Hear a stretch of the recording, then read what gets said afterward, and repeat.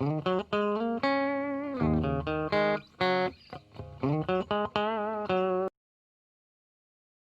everyone.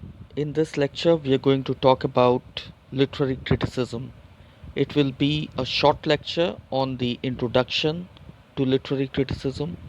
As students of literature, it is important for us to know what literary criticism actually stands for, because arguably this is the most important part of our study of literature, because it enables us to be appreciators and critics of art in the true sense.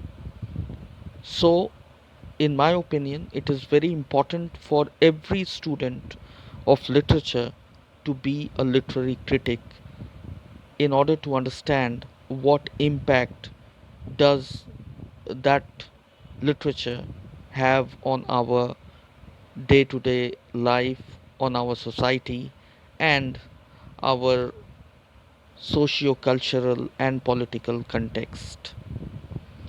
So, in this lecture, we will have a short discussion on literary criticism, its various aspects, we'll discuss its scope and definition, and we will also have a brief overview of the modern trends. So, we move on with our lecture. Here, the first thing that we will discuss is the meaning of criticism in general. What is the generally understood meaning of the word criticism? Now, the generally understood meaning of criticism is to point towards a flaw or to say that someone or something is bad. This is an obvious fact. We all have seen it. If we say that somebody is criticizing us, the first impression that we get in our mind is that the person is pointing out our flaws, our demerits, or some other negative points. But this is a narrow meaning of the term. The meaning of criticism in literature incorporates a broader view of the term to include not only the negative aspects but also the positive aspects of a work of art or a text. Hence, criticism intends to view the work or the text in its entirety. So, the first thing that we need to understand about criticism, and when I say criticism, I mean literary criticism, is that we should not view this as only being negative or as something which only points out the flaw or the demerits of a work of art. It would be wrong to believe so. Literary criticism aims to view a work, a poem, a novel, or anything else, a drama. It seeks to have a look at it in its entirety, in its holistic view. And what literary criticism aims at is to make a dispassionate assessment of how good or how bad that work of art is, and how does it impact us, how does it influence us. So, the aim of literary criticism is to understand and appreciate a work of art. Moving further with our discussion on literary criticism, it is almost natural for any learner, any beginner, to say that literary criticism is too judgmental.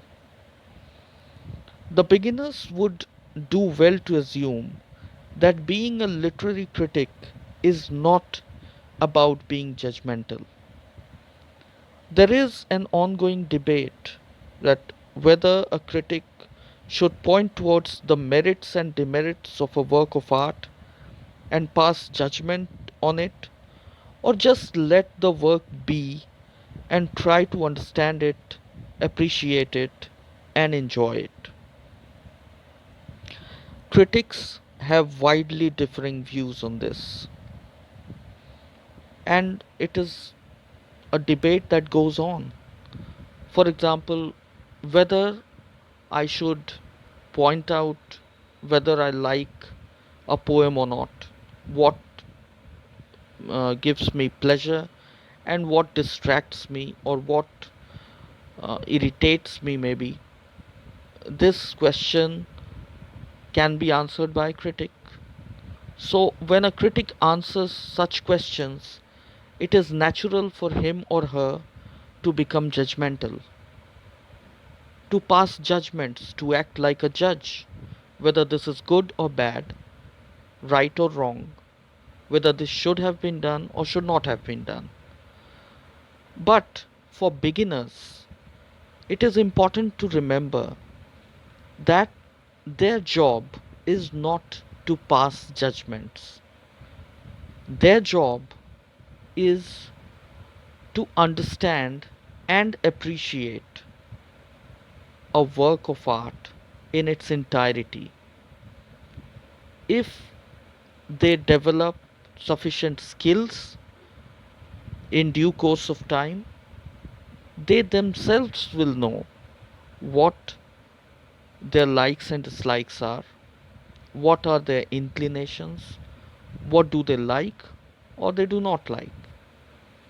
But having said that, it is a fact that people have differing views. What I like may not be likable to others, and what others like may not be very palatable to me.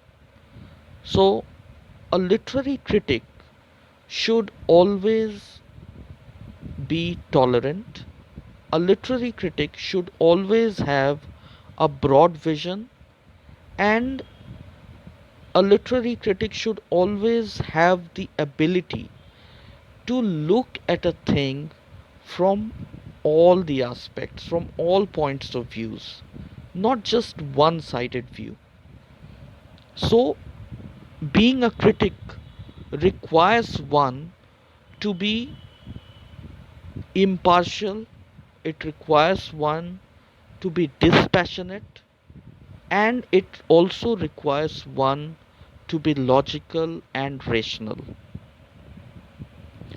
T.S. Eliot, the great modern critic, defines criticism as the understanding and enjoyment of a work of art. So, T.S. Eliot is a very important critic. He is a major critic of the 20th century, arguably the greatest critic who has had an immense impact on literary studies all over the world. And his view of criticism is something which may be acceptable to many people, to a majority of people. So I've tried to incorporate uh, T.S. Eliot's views on criticism. Now we move forward and see what are the types of literary criticism. Now we have traditional classification as legislative criticism, aesthetic criticism, and descriptive criticism. These are traditionally uh, believed to be the types of literary criticism. I'll explain them one by one. And then we have recent developments in the latter half of the 20th century and in the contemporary times as well. We have developments like linguistic criticism, reader response criticism, political criticism, which is also known as theory, and then we have cultural studies and various other theories. There has been a barrage of critical theories that are in vogue these days, and for beginners, I think discussion of all those theories will be beyond the scope of this lecture, but at a later time we will discuss those also. But for now, we will discuss the traditional classification.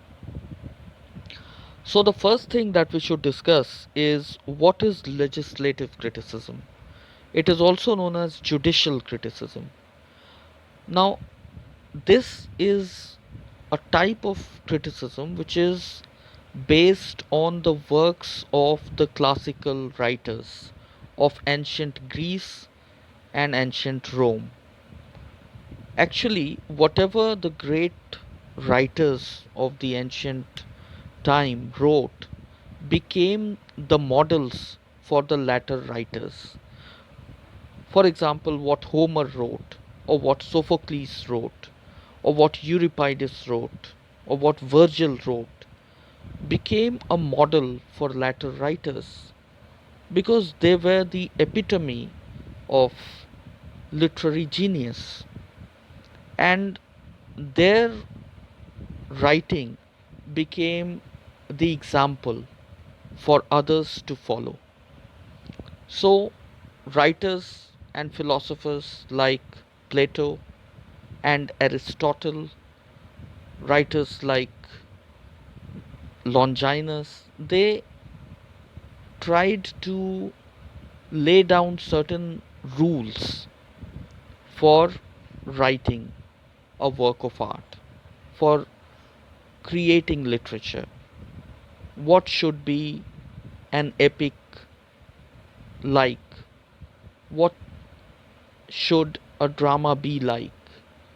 What should a narrative poem be like? These are some of the questions that the legislative critics indulge themselves in. The examples of legislative critics are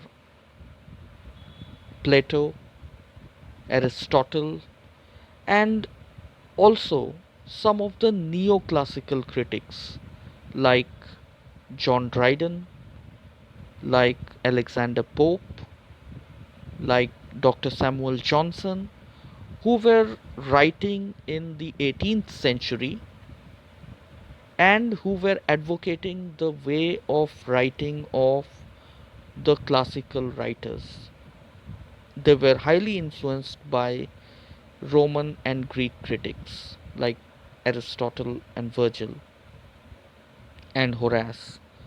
So, these are important parts of important types of literary criticism. Now, we will discuss aesthetic criticism. Aesthetic criticism believes in the work of art as an organic entity, as something which is complete in itself, and the purpose of that work of art is only to please, not to instruct. So, aesthetic criticism believes in the beauty of a work of art. It believes that a work of art must please in order to be art, and that art does not have any social or moral purpose. This kind of a stance is taken by aesthetic criticism, and this leads to such movements in literary criticism like Impressionism. Or aesthetic criticism is that type of a criticism which believes that a work of art is an organic entity. It is an object which is complete in itself and it has no social or moral purpose. The aim of a work of art is to please and it is not meant to instruct or teach. Critics like Walter Pater, Oscar Wilde, Dante Gabriel Rossetti, William Morris, to an extent John Keats, can be said to belong to aesthetic criticism. To an extent, romantic criticism can also be regarded as aesthetic criticism. However, critics have differing views and it is sometimes regarded as a distinct form of criticism itself, which has a lot to do with psychological aspects, and psychological criticism is often associated with romantic criticism. But we will not go into the details of that right now, and we'll move further to describe what is descriptive criticism.